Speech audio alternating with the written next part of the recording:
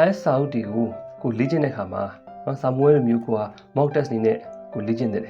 ကိုရဲ့လိုချင်တဲ့ band score ရပြီမရပြီဆိုတာကိုသိချာသိအောင်လို့အဲ့လိုလေ့ကျင့်တဲ့အခါမှာဒီတွေက text တွေကိုသူတို့ပေးထားတဲ့အတိုင်း listening reading writing တွေကိုဖြေလို့ရတယ်ဒီမှာသူမေကုန်းအစုံလေးတွေသူတို့ question set တွေပေးထားတယ်ဒါတွေကိုဖြေကြည့်တဲ့အခါမှာအဖြေတိုက်လို့ရတယ်ဆိုတော့ answer key ရောဒီစာအုပ်ဒီမှာပါတယ်နော်ဒီစာအုပ်တွေရဲ့နောက်ဆုံးမှာ answer key ကိုပါတယ်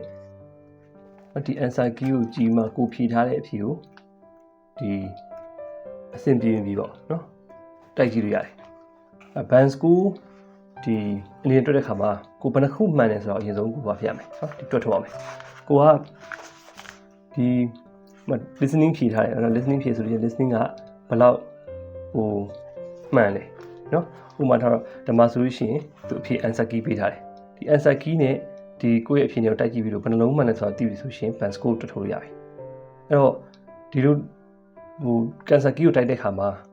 ဒဲတူတဲ့စလုံးတွေတော့ဒါမှန်တာပေါ့နော်မှန်တယ်ဆိုတော့ကိုအတမတ်ယူလို့ရတယ်။ခါကြလို့ရှိရင်ကွက်လက်ကဖြည့်တယ်။ तू ကနှလုံးလိုချင်တယ်ကိုကအဖြေလုံးဝန်းပါတယ်။ तू ကကွက်လက်က3လုံး तू ကတောင်းထားတယ်ကိုကအဖြေနှစ်ခုပဲဖြေမိတယ်။အဲဆိုအမှတ်ကဘယ်လိုတွက်ရမှာလဲ။တမတ်ယူရမှာလားတဝက်ယူရမှာလားဘယ်လိုလဲပေါ့နော်။ဓမ္မဆိုလို့ရှိရင်နမူနာဆိုလို့ရှိရင်ဓမ္မဆိုရင် slash လေးသူခံထားတယ်။ kings ရဲ့ kings apostrophe s ရဲ့ဒါဆိုရင်ဒီအဖြေဒီ तू ကနှစ်ခုလုံးကို तू လက်ခံတယ်ဟိုက king ဆိုပဲဖြေမိရဆိုလဲကိုတမတ်ယူလို့ရတယ် king apostrophe s ဖြေမိဆိုလို့ရှိရင်လည်းတမတ်ယူလို့ရတယ်ဒါကိုဘယ်လိုရေးရဆိုတဲ့ဘော listen mostly ဒါ listening လိုဟာမျိုးမှာဆိုလို့ရှိရင်ကိုကြားဟာကိုရေးရမို့လို့သူတို့ကဒါခွင့်ပြုတယ်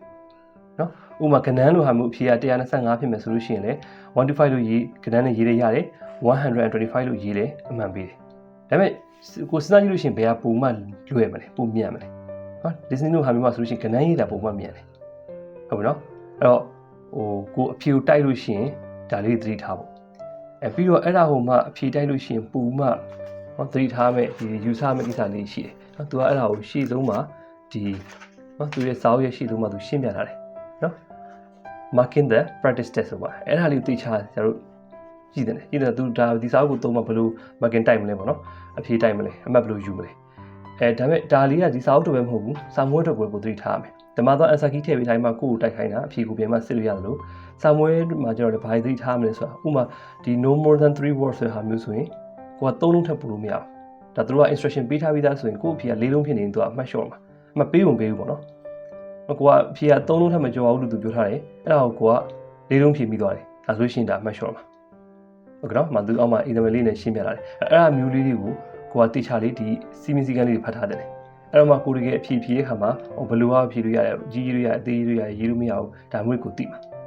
နော်ပြီးလို့ရှိရင်ခုနကလိုဖြေတိုက်တဲ့ခါကျလို့ရှိရင်လည်းအမှတ်ယူလို့ရတယ်မရဘူးဆိုတာသိမှာဟုတ်ကဲ့နော်အဲ့ဒီဟာလေးတွေတိချာ queue တိုင်းမှာဖတ်စီကြပါတယ်စာအုပ်ရဲ့ထိပ်ဆုံးနားမှာရှိတယ်ဒီကိုဖြေပြီးသွားလို့ရှိရင်ဒီပုံစံမျိုးanswerလေးပြန်တိုင်းမှာ band score ထုတ်လို့ရပါတယ်